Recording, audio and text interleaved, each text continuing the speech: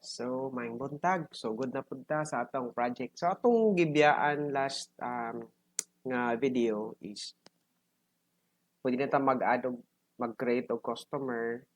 So, basic lang sa name lang sa email at saka ilang mobile. Then the rest of ang data ani separate table na pud nato siya, no? Relationship lang nato.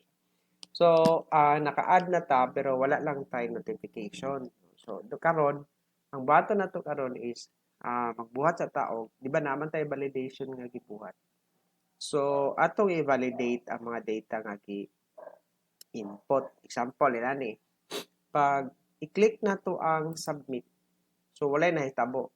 Kana tungod kay nagbutang ta sa validation diri sa ato ang validation nga dapat naay laman kay lisod kayo kung magsige lag send ang imong user niya walay sulod. So mo nga diri sa atong full name nagbutang ta diri required.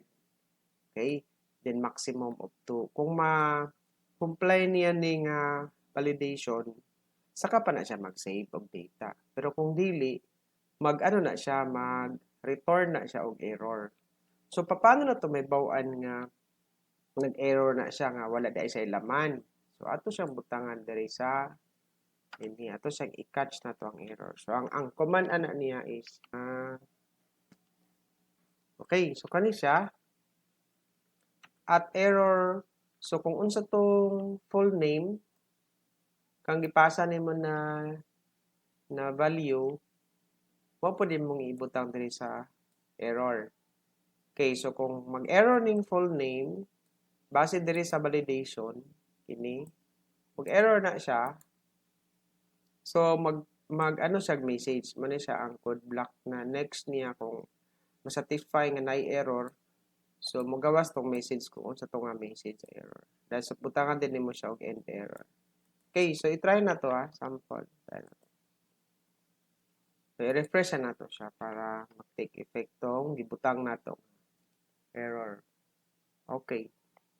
So, i-try na to og submit nga walay laman. Okay, so walay laman.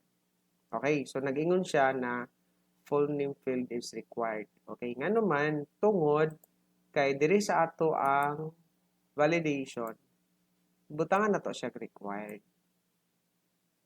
Okay, so kung ibig sabihin, kung wala tay data nga gipasa, mag-error ni siya, dili na siya mulahos. So, inana po na itong buhaton sa uban nga mga fields. Kini, pwede na to. I-try na to og try na to og align sa input. O, align ba siya?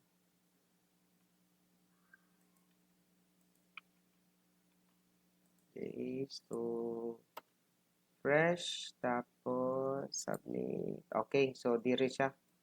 So, mabawaan na to nga wala na to gibutangan og name. So, ato lang ni siyang kopyahon. Ibutang na to sa uban.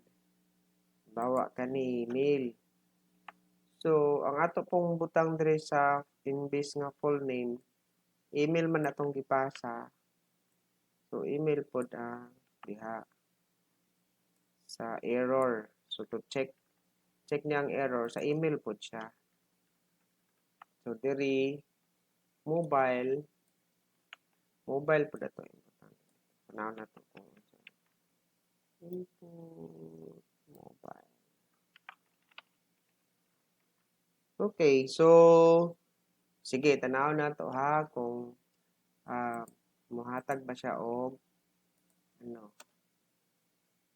notification, validation error. Okay, so dire nakita na to nga nag-error ang full name, nag-error po ang email o ang mobile kaya wala man na to butangin. So kung butangan na to, gawa 1 tapos 1 tapos ang mobile dili na to butangan, try lang nato. Okay, so validated ang name ug ang email pero sa mobile error siya. Dili siya molahos. Okay, so para so wala 'di ba wala nawala ang ang name ug email. So, butangan na itong mobile ha. Ito naman, dili na ma-check kung valid ba ang mobile kay lisod po itong tawagan yan, no? Okay, so, taan na to ha. Submit. Okay, so since nag-empty siya, ibig sabihin, na ano siya, na-save siya. Na-save siya sa customer. Ano to ha? Okay, so mo na siya, di ba, itong gisend. So, na-save siya. Okay, so inato lang paggamit sa validation.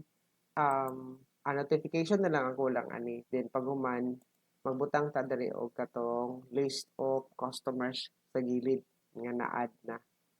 So for now, kadto lang usa. So kita na punta sa sunod nga video.